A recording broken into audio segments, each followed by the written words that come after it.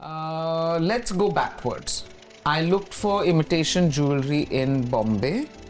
I did not like it. Then I thought in Jaipur, I would get better. Okay. And I was very unhappy. So then I said that for these two beautiful women, I cannot cheat. Well, the industry is going through a churning. That is very well known by everybody. Yeah. So in the churning, the audiences are tending to stay at home and watch things that are easily accessible on their TV through the OTT platforms, unwilling to go out and buy tickets to see movies. So there's a kind of a fear factor, it seems, about funding films. Exactly, yeah. You know, and backing lesser known actors with the fear that they will not draw in the audiences. So it's a kind of a huge churning that's happening, and we're still in that process. So when you were working with him, you were also a part of the crew. Oh, absolutely. There was no difference. With him, everybody was part of the family. There was a large family. So everybody was part of the crew and everybody felt like they belonged to a large family. There was no kind of hierarchy there.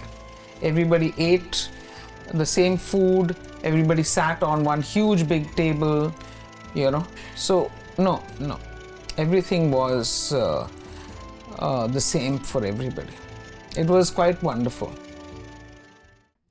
I think we can look at a couple of stills and then, talk about the visual composition of them, talk about costumes, and just have a look at, your work so far. I've tried to, talk about a couple of them right now. Of course, it's not possible for me to talk about a majority of them, but it would be great for us if you could, help us, sort of understand these costumes better.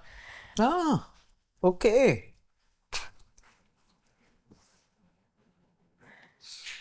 Making of the Mahatma. Yes. So, ma'am, one thing that I wanted to ask you when we were talking about Bose as well. This is Gandhi before he became the Mahatma. Yes. And as I can see that, there's a particular sort of a blazer. Yes. There's a waistcoat, there's a tie, the collar is probably stiff. Like we were talking about the passage. This is probably, that stiff collar, the first generation collar. This is probably not something that he has inherited from his father or... No. This was not at all. Exactly. So this is what he started wearing. You see, he picked up this style in Bombay. His first outfit, first suit was made in Bombay. And then he went to England. Okay. To study as a barrister. Okay. And then he started dressing in suits in England. And then he carried on dressing like this as a barrister. Ma'am, here, what I would also want to understand from you is that, there's a certain Indianness to the image still. But you can't run away from that. He's an Indian. True. Regardless of the, in the entire Anglicization process and everything that the country went through, we cannot really run away from that fact. But, and then there's a blazer. So when we're talking about that blazer, ma'am, we spoke about it right now, so I think we can talk about it in more detail here. Is the blazer cut also something that you were doing the period research on? Of course. And it was very much the style he was wearing at that time. Okay. And this is when he's in South Africa. So is there a particular influence that we can see here that, might be different from the brown blazer of Siraj that we were talking about. These two would be quite different, right? They are different. So, I mean, how would you talk about the blazer cuts? I mean, This has 3 buttons. Yeah. And Siraj has 2 buttons. And I think And the lapel is slightly different. Yeah. And so, apart from the period research, I believe when it comes to a blazer. And you will know, sorry to disturb you, you will know with the length of his jacket. Yeah. That also plays a part in the period in terms of the cut. Nowadays, if you look at ready-made suits, they're very short. Present day. Ma'am, was there a particular factor that influenced this trend, or what really happened in the process? Have you, can you tell us more about this, the length thing that you were talking about? I think it's just the style at that time. Because I know in the 1880s and 1890s, there used to be overcoats which were also very long. 1900s, the overcoats over the suits were long. Yeah, and then because that was a style over the suits. You always needed that. But here, South Africa is warmer. Yeah. So this is good enough. Yeah. But in England, you will need an overcoat all the time because of the weather. It can rain anytime. And on top of that, you'll need an umbrella or something, And I believe even when it comes to, the dressing of the political icons of the country, one thing is that when we talk about Mr. Ambedkar's suit and when we talk about this suit, the emotion with which these characters related to their blazers is very different. And I think that in itself, like when we're talking about Samvidhan and, other such period work that you've done, that in itself needs to come out, because when we talk about the masculine characters, how do they relate to, their attire, like say the tie, the blazer. Who is viewing the blazer like a protection? Who wants to get rid of it? And both of these are right. You can't. Both have their own explanations. Like I said, cinema is highly subjective, and every POV is valid. So I think that's where it comes from. Well, overcoats really add to character. They give you a great sense of. It's like wearing a turban, in India. Yeah. Turban is pride, sense of pride for a man in India, traditionally, and honor. So it's honor first and then your pride, sense of pride for your family because of the honor of your community and all that. And then with the overcoat in the West, it not only is protective, but it gives you a kind of sense of status. Yeah. Because then you are you got, and based on the fabric, then it kind of is a statement of your social position. So the warmer it is, the heavier it is, with the smarter buttons and things like that. Sometimes even a crease is a biography in itself, Yeah.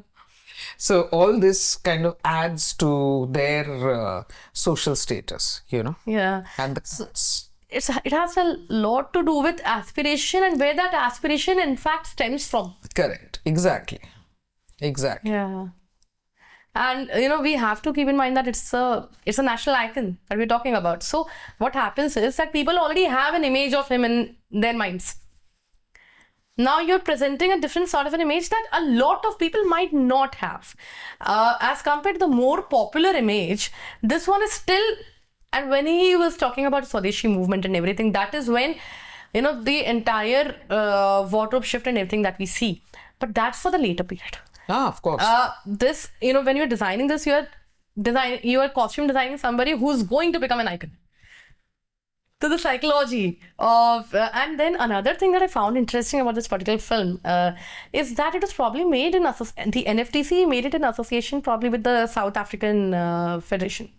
Yes. So now we were talking about Zubaida a lot earlier. Ah. Here we're talking about the transition.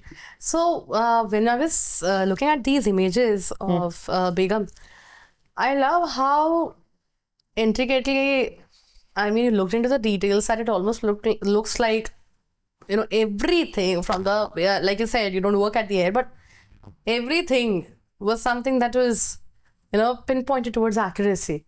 And the transition from, like when you were talking about the white, here the white is very different. Yeah, it's ivory. Yeah. It's not white. It's ivory. Yeah. And the cat eye glasses. Yeah, yeah. So, you know, when I was talking to you about sourcing, I want to understand that, you know, when it comes to something like the cat eye glasses and everything, where do you get these from? Because, I mean, they are pretty small but very significant in the frame. Where did you get these from? A lot of sourcing, that's all. What can I say? One has to go do a lot of hunting. Yeah. And that's it. And sometimes get people to actually make, you know, in some way. Yeah. Some guys actually redo old glasses to make it, at least that's what I've been told by the guys who did it for me. That is redo. I think by heating and twisting it and stuff like that. At least that's what they professed. I don't know if it is really possible, but anyway. We do care about the final output more than... Yeah. So here, from the ivory sari, we are now in a completely different world. Correct. But when we speak about Zubaida, ma'am, do you think you have spoken about this earlier as well, and you have also written an essay on this? Yes. That, you know, when we talk about Karisma ji's look, her look was more fluid as compared to the women who were already, you know, present in that society, who had already internalized that society, to be very honest.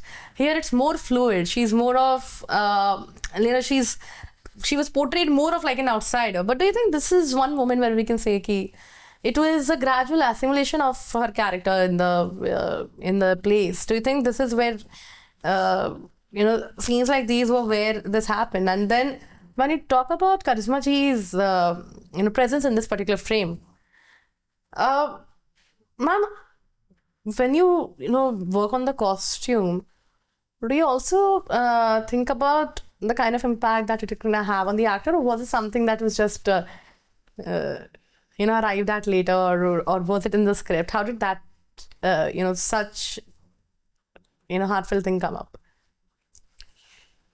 Well, the costumes had been designed because of the story and the character. She's playing Zubaida in her royal family that she gets married to, needs to wear, because she's transitioning from her Bombay character to the royal family, into the royal family. So she has to start changing her role. But you can see that she is finding it difficult to transition into a very conservative environment. Yes. And this sequence is very clear that she's having difficulty, because her personality is that of a free bird, or somebody who has never known these kind of restrictions, because she's come from a very urban environment in Bombay, and now she's moved to Rajasthan, which is much more restrictive for women, and she's not finding it easy. So this sequence, you can see that, because she's not allowed to dance, she's ticked off, you know, very clearly, and she's upset about that. And ma'am, the character that we see here, I believe it was portrayed as Khalidji's mother, right? So these emotional scenes that when, the assimilation that we're talking about, the emotional scenes that we're talking about, and this came out as a trilogy. Trilogy, yes. So it must be so, intricately, even emotionally involved. Because, to portray something like this so accurately on the screen would be a difficult process in itself in this regard, I believe. And, giving that woman a life and an arc of her own instead of, making her vanish in the crowd. That's something that definitely comes out here. Ma'am, when we were talking about the research method that we were discussing earlier, was the sketch that we see in the bottom left. Do you make these sketches? Is that a publisher, trying to attempt something like that? Where has that come from? First of all, because that is something that's striking out to me. Where do you think is it from? Well, this was made. I had given the idea to one of my assistants to just draw it. I told her what I wanted and she did it for me because I was working on so many characters. So I said, you do this drawing, I want it like this. And she did it for me. And when I'm thinking about that transition, I'm also thinking about that particular thing, that this image that we have there is basically of an article that talks about iconic bridal looks. Now, when we were talking about the storyline earlier, and when we think of iconic bridal looks, these two totally go together. But then, the society picks up trends is very different. The way the society does that. Ma'am, has it ever happened that, you designed a character according to the psychology, the interior life of herself in a certain way, it became a trend, like Zubaida. And you have often wondered how do you feel about it? Do you feel a sense of pride? Do you feel a sense of detachment? How do you feel about it when these patterns become trends? I didn't even know that it had become a trend until there was an article in some bride's Yes, exactly. Yeah. art magazine or something like that. I was totally oblivious. And then that article was shown to me by somebody, by a friend or something. And did you know? So, and I was shown this years later. Oh. Yeah, years later. You didn't know for years? I did not know for years. Maybe that's because you do not set out to make trends in the first place. Your focus is more on the accuracy, the psychology of the character. Correct, exactly. Yeah. You're absolutely right there. Exactly. So I never look for that. And if it becomes a trend, that's great. I mean, I hope it helps the people who use those designs to better their lives.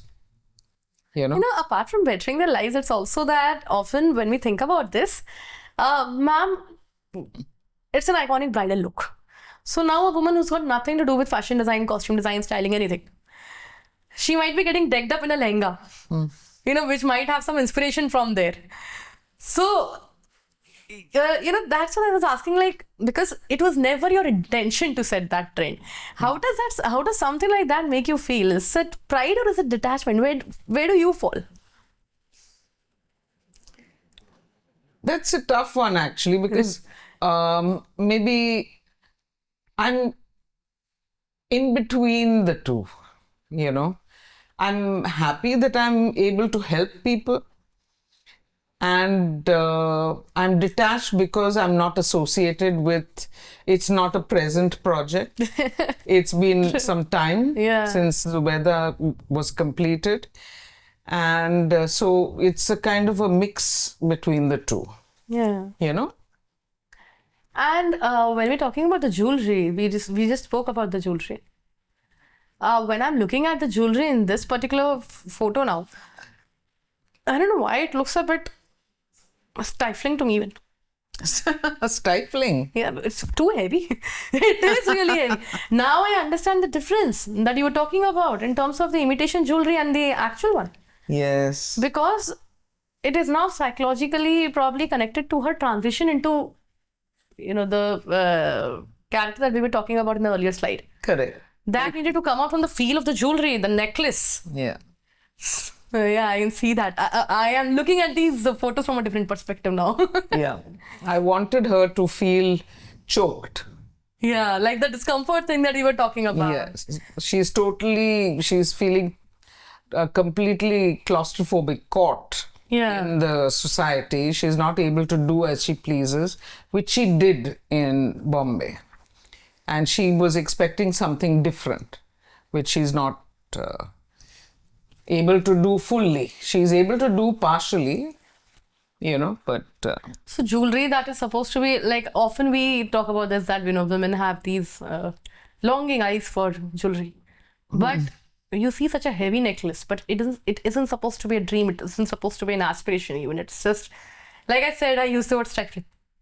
It looks stifling to me. But I completely understand your intent there, because it was required for the story. Beyond the beauty, it was truth for the character.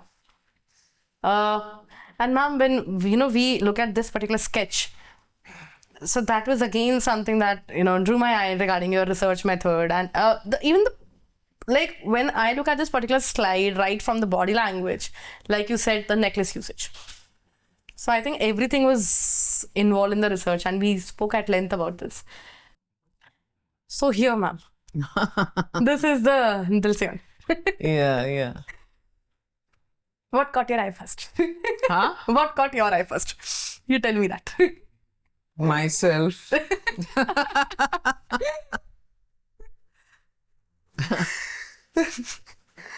And what I look like then and what I look like now. Pretty then, pretty now. Thank you. But there's a big difference in the waist.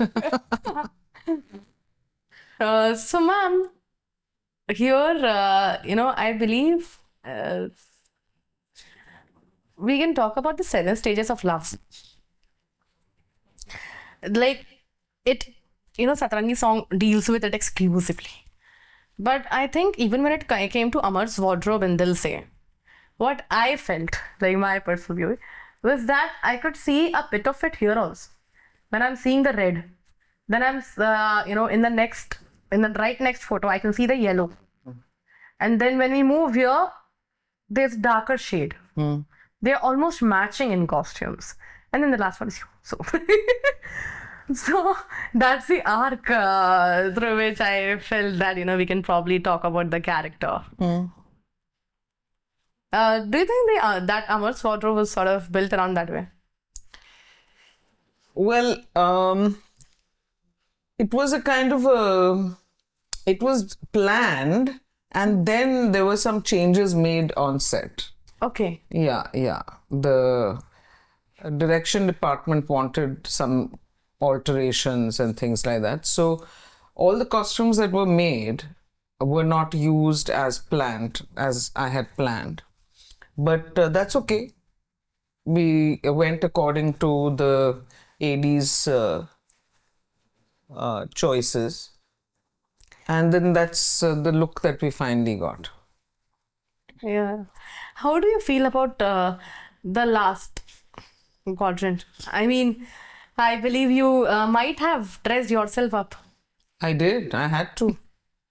How do you do that? How did you just do justice to that character? Well, let me tell you that that t-shirt was mine. Oh. The dupatta, I think I got from somebody around on set, maybe. And the skirt I had made. Okay. Or you had made it for yourself. Yeah. Wow. Yeah. So that's how it was done. Yeah. Did you ever do a cameo after this, or was it the only one? Only one. And many people. How did it happen? Actually, when it came to Dil Se shooting, they were unable to get a female action, somebody to do the action part. And so Mani sir requested me to, can you please do this? And I said, but I've never done action. He said, please do this part. So I was very, very worried actually. And SRK was just as it is. He's such a wonderful person to work with. So he cajoled me, he calmed me down. He said, come on, relax, no problem, because he's wonderful to work with. I don't think he remembers me or remembers having worked with me, because this film is such a long time back. And he told me, don't worry, I'll handhold you through the whole process. So that's exactly what happened. I got changed and got into costume, and the action master gave me all the necessary knee things, knee, elbow covers and stuff like that, all taped up, not with Velcro and stuff like that. And then we did all the action. We did a couple of times, not couple, maybe 4 times. The last time I broke my knee patella. Oh. That's when I was put into plaster. Oh. That's also in my character. So that was actual? Actual. Oh. Otherwise, that whole scene would have been different. Oh, so that scene was then crafted around that injury itself? Yes. That scene was crafted around that injury. So for you, it must be so, I know that you do a lot of work when it comes to dressing your background actors even. And, dressing somebody like that, plus of a younger age. Now that has ethics of its own. You were in pain. So you could actually feel it, when you were working on it. So that happened there, but that was good fun. But SRK was great fun. Yeah. And he helped me to do the somersaults down, and things like that. So we did it. It was very peaceful, except for the last when this happened with this left knee. But that's okay. It's all part of the job. Yeah. I've had that happen on Dil Se. Yeah. I mean, many people have asked me why you did not get into acting. I should have got into acting. It's all part. But it's never too late. No. I am not doing it now. Sorry. Not my cup of tea today. If I had to, I should have started ages back. So here, ma'am, when we're talking about the jewelry part, here the only jewelry that I could spot on Meghna's character was the nose pin. And I also wanted to understand from you that cinema in general, when it talks about Northeastern characters, there are a lot of shorthands that we use. They still don't get the sort of recognition or assimilation in the mainstream cinema. But when we talk about this particular character, this is dressed quite differently. Here, when I'm talking about the shawl or when I'm talking about the white, like it's almost like gradually it went towards almost washing itself out, almost like the white that you were talking about, like almost dissolving itself, because the earliest memory of the film that all of us have is that the shawl and her actually hiding behind that shawl. That is the earliest memory that a lot of people have. And then by this time it's almost like both of them are in the same color. So that was something that caught my eye. And I believe that when it came to color, I also wanted to talk to you about other stills, like say Sardari Begum. There's a particular scene where Kiran Kher ma'am and her daughter Sakina is in a frame. There's a mic, and there's a particular image where of the in the film. So I also had this thought of that: do characters tie together through colors? same color family, same color temperature, maybe. The characters who don't really meet in the script in the same way. Like Suraj Ka Satwan Ghoda that we were talking about. Sardari Begum, the daughter cannot call her a mother publicly, right? But when it comes to costumes, it makes it so interesting for me. The color palette, the color unison almost. So this is something that I wanted to talk to you about, the Northeast representation, and then the color palette. Well, I do play with colors, and regarding Sardari Begum, we do have in that sequence that you're talking about with the daughter and the mother, in that same sequence with the men, the musicians. Are we talking about that same sequence? Yes, the one where they're in the microphone is there. Yeah. We were talking about Sardari Begum ma'am. When we were looking at this particular film still, I think the body language in itself, the relationship of the characters with their saris, both of them are very good. But the relationship is very different. And I think it speaks a lot about the social, cultural context also. The historical context even. Their relationship with the sari, I think, and the bangles, like as far as I have read, they've got a lot to do with the Tawaif culture that we had at this particular time. But then we have a microphone in the picture. Where do your eyes go when you look at this one? I go straight to the women, not to the microphone. Microphone doesn't play a role to me. I because that is a property, and in those days they may have had mics. Those were there, mics were there. Ma'am, so the reason I said mics is because in the early history of the Tawaif culture, the performance was different. Then after, the environment was also different. Then after that, when there came in the mics, so it gradually led to the dissolution of this culture. So that is why my eyes went to the mic. That we see the character on the right, she's in performance. We see the character on the left, she's... So basically, I think the expression is also that in the screenplay, in the script, she's not allowed to say that Sardari is her mother, right? Like, she cannot call her a mother in the first place. But here, I feel, I might be wrong, but I feel the color use, the color temperatures might be having their own sort of agreement and disagreement with the script, because there's still unity between the two. Well, the colors are because one is younger, one is older. That's the use of the color.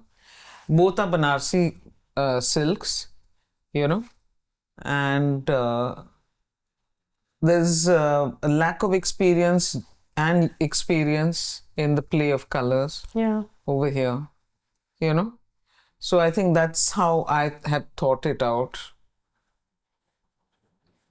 I think it's also when I see Kiran Kher ma'am's sari, Sardari sari, the gold patti, the border, it is more prominent, more visible, almost like, the patronage. No, it's very broad. Yeah. It's a broad border. And very traditional. As compared to the character. Yes. Yeah. Yes. Because she's raw, very young, and she's just starting out, She's being trained. Yeah. But when I look at this image, I mean, and I think about the story of Sardari Begum, the entire arc of these, like, Tehzeeb also. The question is also, you said she's being trained. The question is also, when I think about it, and when, there's this entire register that Kiran ma'am's character follows in terms of her, color palette, right to her, demise. When you said she's being trained, it's also painful. Trained into what? Correct. And how that too? Because you see the bangles, when we read historically, the mark of the bangles So in Tawaif culture, as far as I have read, so the bangles, the stack of bangles often used to show the experience factor. Yeah, you can see the lack of experience in the character being played by Rajeshwari. Yeah. And you see the difference with the character being played by Kiran Kher. Yeah. So that is very clearly there. And that Sardari has patronage. Yeah. Exactly. The relationship with the border, the golden border. Yeah, correct. It's not even folded. It's, like I was talking about creases, right? Yeah. Like the creases in themselves have a story. Yeah. Ma'am, first and the foremost, how did it feel like to be standing in a room full of people you had dressed? Those kids I did not dress. They came in their school uniforms. Okay, so you also have that element in your costume design when you let people just be in their natural habitat. Yes, because they've come from school. So I had told them that, see, you haven't given me time, you haven't given me budget to give all these kids, please get them from original school and in their uniforms. So they organized that. Okay. I said, it's not possible. You're not giving me time. That was a budget constraint. Yeah. It's not about budget as much as time. It's a time constraint. Because these were all fresh scenes being written into the script. So the direction department organized everything through production department. Immediately, cut. Next day we are going to be doing this scene. So we will need so many kids. And this is this scene. Please organize your clothes. And then here I'm hobbling. So, okay, get denim है, ये denim का एक skirt बनाओ, ये t-shirt है, अच्छा ये size है, market से एक t-shirt खरीद लो, Ma'am, you said you didn't even know how to stitch. When did you learn it? Was it like on the job spontaneously, or was it like... No, I didn't stitch. My tailor stitched. You couldn't like... No. Yeah. The tailors stitched everything. I just said, एक t-shirt लाओ, ये रंग है, and I did not like the design on the print, but I wore it because this was just a tiny scene. You also went for a formal training in fashion, right? I did, but much later in life. Yeah, I think near Zubaida. Yeah, before Zubaida. Before Zubaida. Yeah. Ma'am, is there a transition that you felt before and after your formal training, or do you miss that eye that you had before you were formally trained? Where do you perceive yourself? Well, I'll put it this way, that I learned everything on the job, and I'm totally self-taught. But I felt that I didn't have the technical knowledge when I chose to go to NIFT Delhi. Yeah. And I said that I have to learn how to draw, I have to learn how to do XYZ, etc. But really, to do justice to the course, I would have needed to study for 4 years. And then what happened was, when I started my course, 6 months into the course, I suddenly got Zubaida. So I couldn't really do full justice to the course. But when I got into the course, the principal came to me and said that, why do you want to do this course? You're already a designer, you've already done so much work. And you said you joined it much later in life. Yeah, very much later. All the kids were much younger than me. And they said that those kids couldn't be my friends, But anyway, I sat with them and they were very sweet, all of them, And the principal said, but why have you joined? There's nothing we can teach you, So I said, no, there's always something I will learn. So they said, then start with 1 year and then see if you want to extend. Because I'm sure you're going to, they themselves said, I'm sure you're going to leave this course because you'll find it too boring. Because you already know enough to carry on working. This is just, I think, some sort of an idea or bee in your bonnet that you want to do this course, Today when I'm speaking to you, where does your faith lie now? Do you believe on on-site education, or do you believe more in, the institutional education? Regarding education, I think we're learning all the time. And there's a lot we can learn on our own. And So self-taught is very good, like I did for myself. But I think if you choose your institute, your course, that too is necessary. Yeah. But it has to be done together. Because if you're just going for the institute, sometimes the institute can only give you this much. But simultaneously, you need to educate yourself and widen your own knowledge, because that's just technical stuff that you're learning. There's a lot more that you can learn through observation, reading, watching films, and theater, opera. There's a lot out there for you to learn.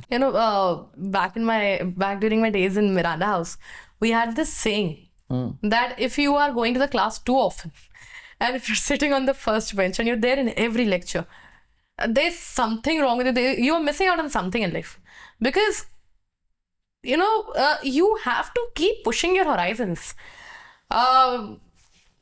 It's good for people to go to their classes, but at the same time, why are you not going to the societies?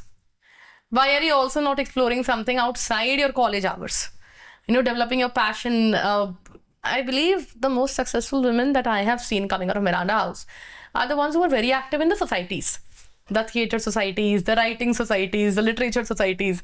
That's where, because the kids are very passionate there. It was often after college. So they used to stay back. So I understand what you were talking about. Even if you have enrolled for an educational course, it's very important that you have that passion. Ma'am, I think you might have been asked this a lot about, women in general. But having spoken about, these stills to an extent, what would you tell a young man who wants to join the industry? Because, like we said, the ratio is pretty skewed.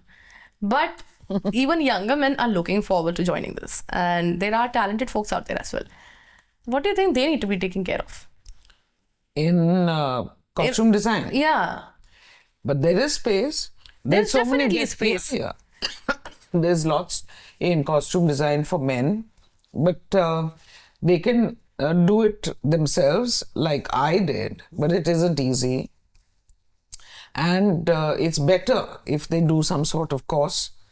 Simultaneously, they can also teach themselves by seeing lots of films, operas, theatre, and different kinds of theatre, international theatre from different countries, because they use different kinds of costumes and they design differently. Like, you have also worked on Gohar. Yes. How is the experience different from films to Gohar? First of all, the budget was very small. Then the costumes you work with are quick change. Nobody has the time to change. You have 15-20 minutes to change. There isn't. And the relationship of, like we were talking about light.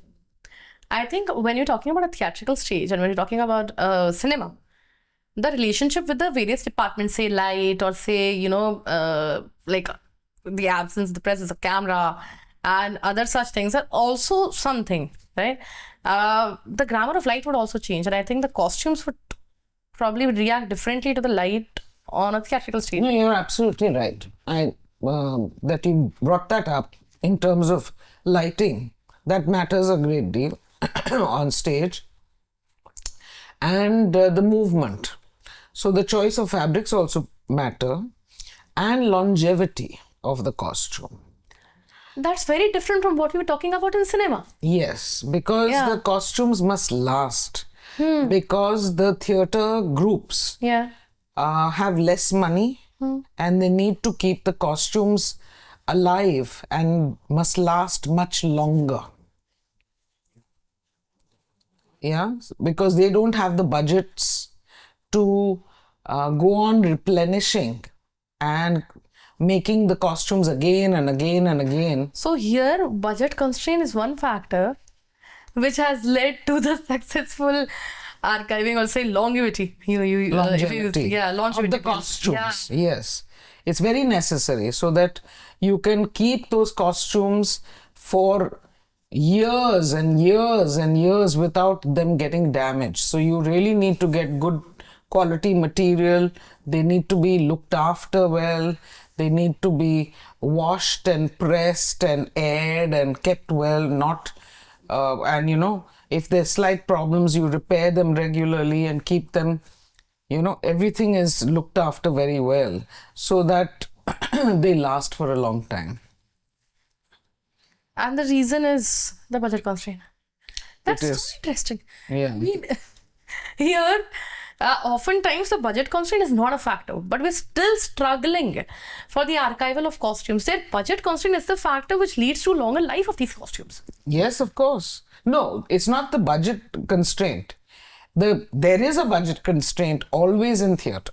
Yeah, No, true. always. Yes. But the fact is that because of which all theatre groups try to make their costumes in such a way that the costumes will last longer.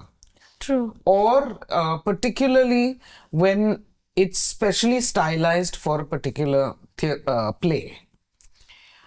But some plays are just clothes that come from people's wardrobes. Yeah. Now, when it comes from people's wardrobes, it can go on changing, you know. Like it's somebody's wearing jeans and a t-shirt with just a shawl or something like that with rubber slippers. Then that's fine. There's no issue. Yeah. It can change each time, you know. But if it requires special concept and special something because of the story, I mean the play, then that has to be considered. I would love, and also I would want you to talk about your costume decisions in this one. Because the discussion that we had till now about the restraint, about, you know, the costume not arriving before the character does. I wanted to have a look at this and then talk to me about it. Yeah.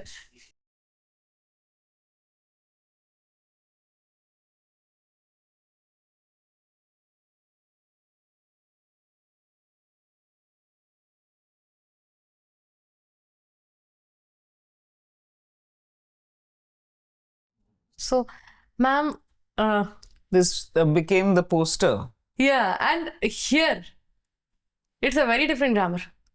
Here, the cloth is swallowing the characters. So, how do you look at this? I mean, is there was this your decision? Was this the director's call? How did you look at it? And how much of this is you?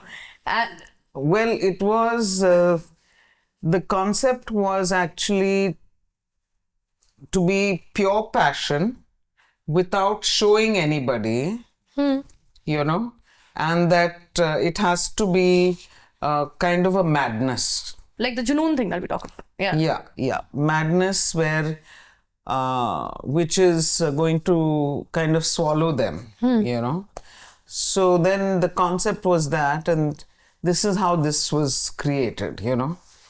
And one big t-shirt with two holes for their necks to come, the heads to come out.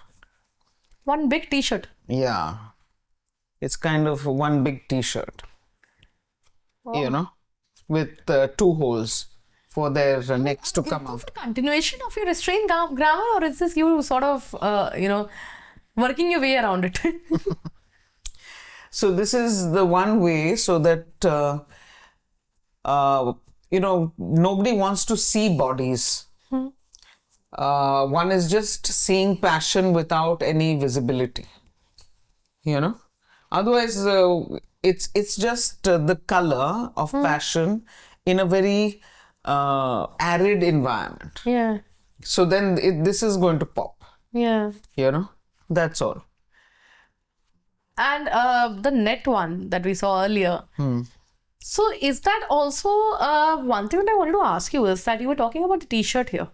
So ma'am, when you were talking about the 7 stages of love, so the net or say the t-shirt, are these also a part of like the Zubeda necklace that you were talking to me about? The when you were talking to me about the Zubeda necklace, Yes. I used the word stifling, right? So when I see the net, are you also trying to like what I'm seeing on the screen?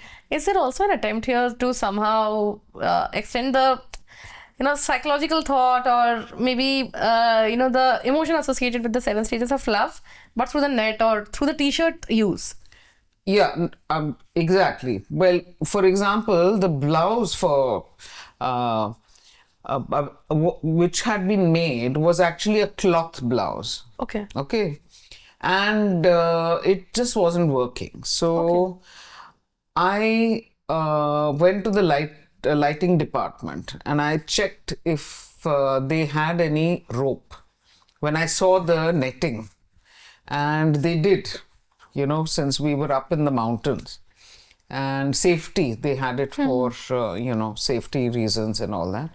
So I suddenly took it. I requested them to give it to me, and I stitched it onto the blouse, and also attached it onto the waist of her outfit.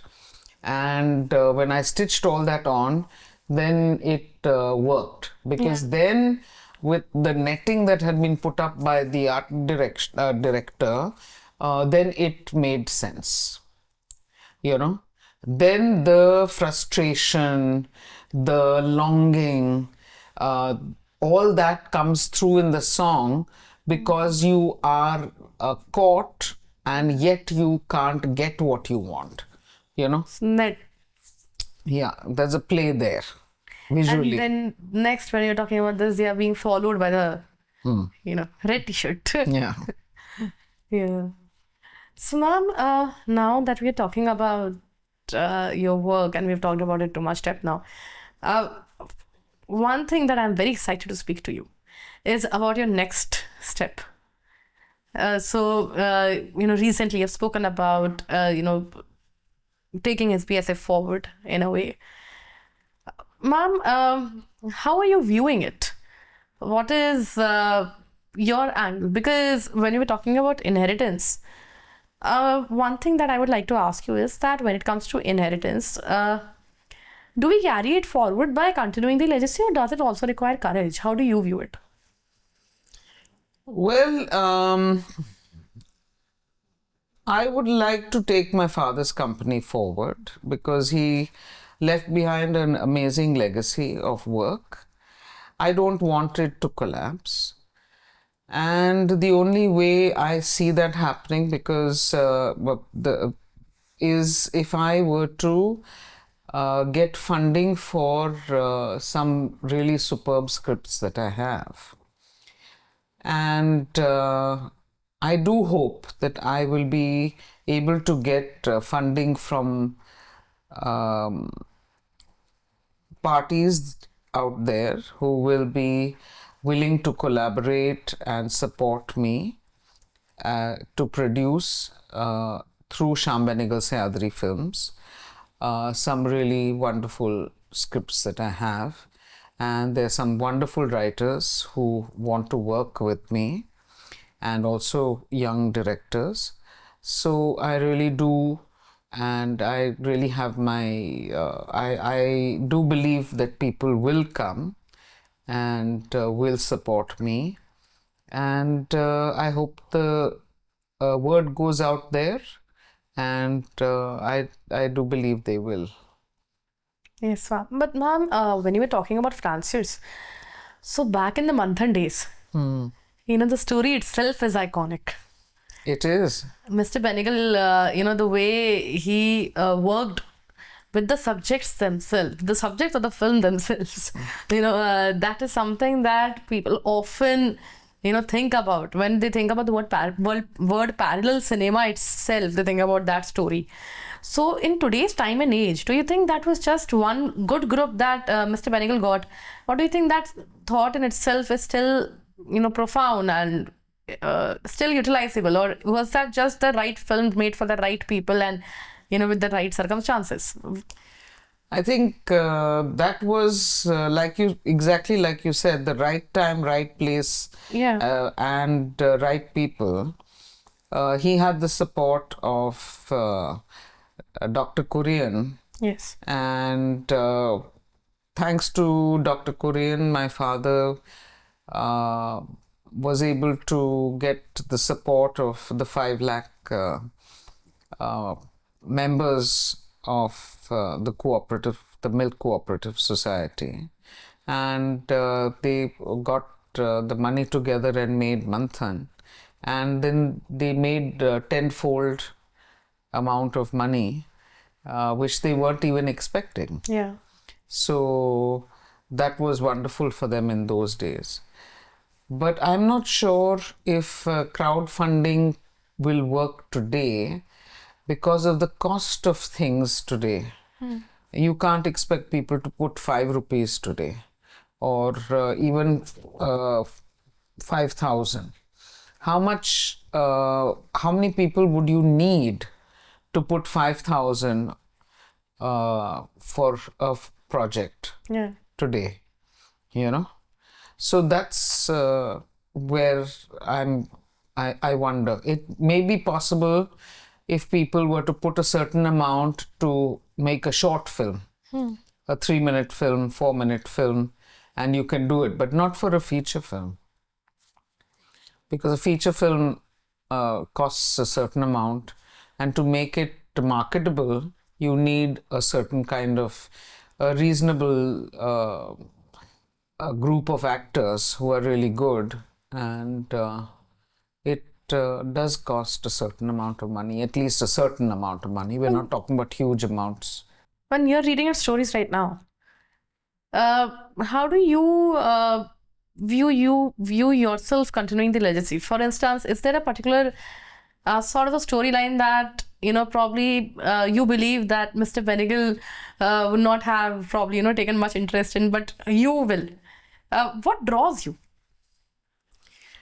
Well, like I said, I want to carry on. I want his company to carry on. I don't want it to shut down. But I do know that the films are not going to be exactly like his films. There is going to be some of my vision in it. Yes.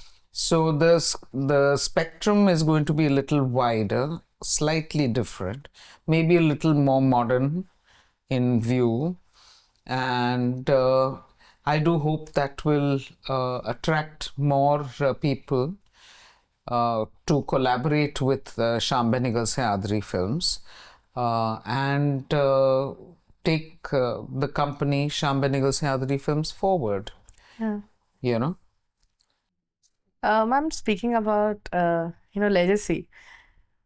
So this is something that we haven't spoken of till now. But a few kilometers from where we are sitting right now is where Shyam Benegal ji relates very deeply with. I think your family relates very deeply with, in terms of native place or your hometown. Does it still feel like your hometown or your native place, or does it because I think it's quite different from a Bombay junket. So is Bombay more of a place that you relate with more, or is this a place that you find more your home at? Bombay is where I was born. Bombay is where I've studied. Bombay is where I live. Bombay is where I work. So Bombay is very much my hometown. My father was born in what is Sikandrabad. Yeah. And now Telangana. So that was home for him. And then he moved to Bombay. And now Mumbai. I mean, we all call it Mumbai. But his ancestors are not from Sikandrabad. Okay. They come from a village called Benegal, which is in Karnataka. Okay. Yeah. So that's quite close to, I think, I may be a little off by saying Udupi, but I think it's not too far from Udupi or somewhere. My cousins will know better than me. I haven't been there in a long time. So, yeah, somewhere there in Karnataka. And I think that's where the surname also comes from, because... Exactly. Benegal. So that's where Benegal comes from. Okay. It's the white stone. It means white stone. And your favorite color is white. No, not true. My favorite colors are, I've got multiple colors, of course, but my favorite, absolute favorite color is blue.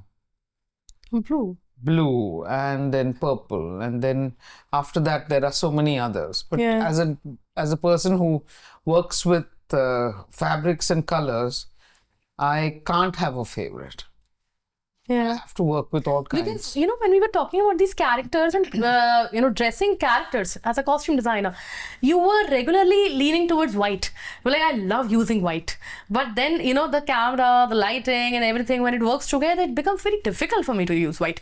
So I thought that because of that, I thought that you have an affinity for white. No. White is a color that can be used a lot. Yeah. Because it's used a lot in a traditional form. Yeah. In India, a lot, traditionally in across the board. But white is it's a non-color actually. White or black, they're non-colors. Yeah. They're not really colors as such, but they're lovely, both of them. And ma'am, if since I was talking to you a lot about realism, if you would have to probably dress yourself as a character in the film again, the Dil is still, but you get more freedom now. What would you dress the character as? What would be your style choices? Or maybe the color palette even.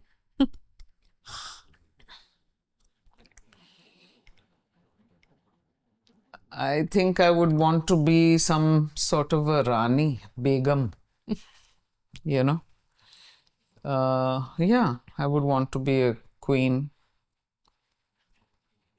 all decked up, very beautiful, but for a very short time.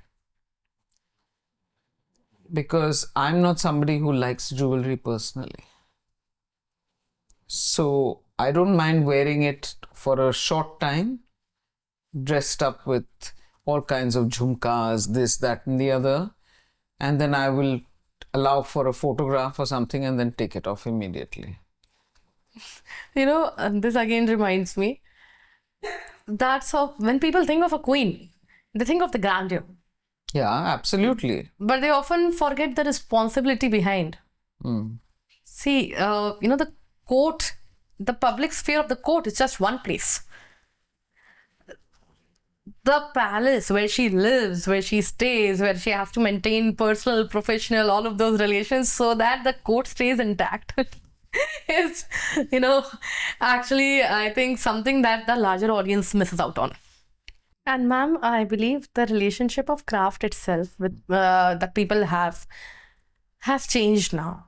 People are becoming more detail oriented. They are more concerned about the kind of work that's being done. 50 years down the line, what's one detail that you are still anxious about, that this is still not something that's been asked out of me, and you feel that at least somebody 50 years down the line should have noticed what I did in this particular scene, or in this particular thing? It's true that people are noticing itsy bitsy things. Yeah. And yes, it is true that people are much more aware, which they weren't some time back, because there's a lot more information available on the phone and on the computer. So they're more aware and can point fingers. Yeah. But that's also another side to it, yes. Yes, there is. It is. So it's very easy for people to point a finger without noticing being aware of the work that has been put in. True. So, but that's part of the game, and one has to accept it.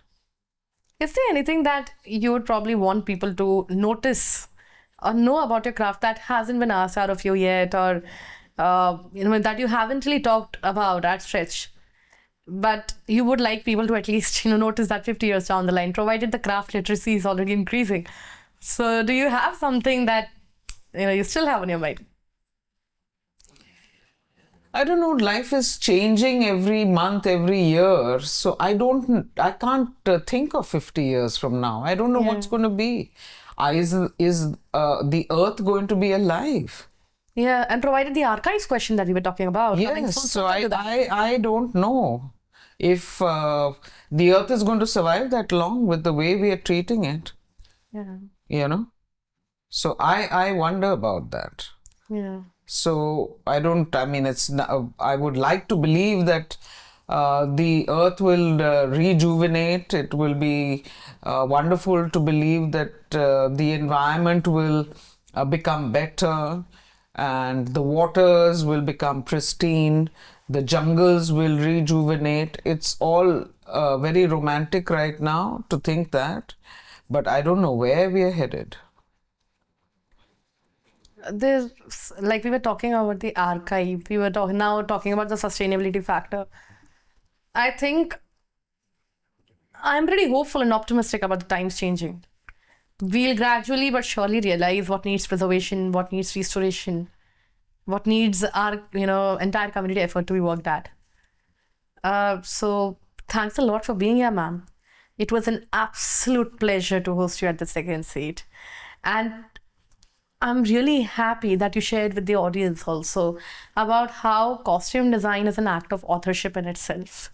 We cannot think of a visual world. We cannot think of an actor uh, without thinking about the clothes that they are wearing. We cannot imagine one. Be it films like Mammo, be it the agony of Zubeda, be it the solitude and the tenderness of Aligarh and other films. I'm really happy that you spent your time here and you shared such deep knowledge with us. Thanks a lot for being here, ma'am. I would just want you to sign on a reel for us and tell us how you felt about the second seat and how the conversation went for you. It would be a really great thing if you could do that for us. Thank you so much, Darsham, because I've really enjoyed being here in the second seat and talking to you so openly and so freely. I've really enjoyed being with you. Thank you, ma'am. Thank you, ma'am.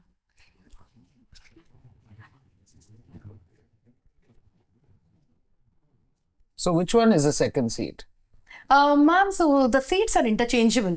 Sometimes you're in the first one and you're talking to the second seat and you're trying to tell them what you can see in a cinema frame, probably. The whispering in the hall that happens, that did you see that?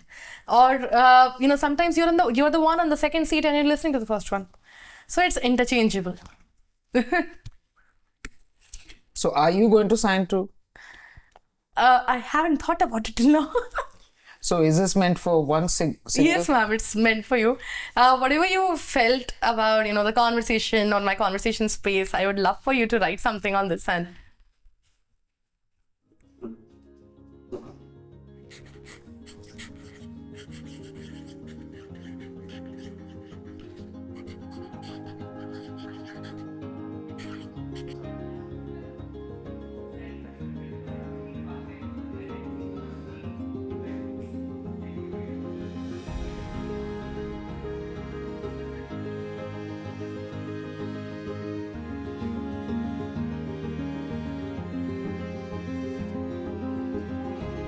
Yeah.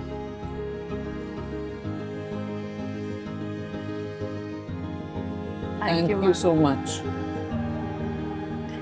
absolutely loved being here. Wishing second seat great success. Ma'am, your blessings mean a lot. Thanks a lot. Thank you.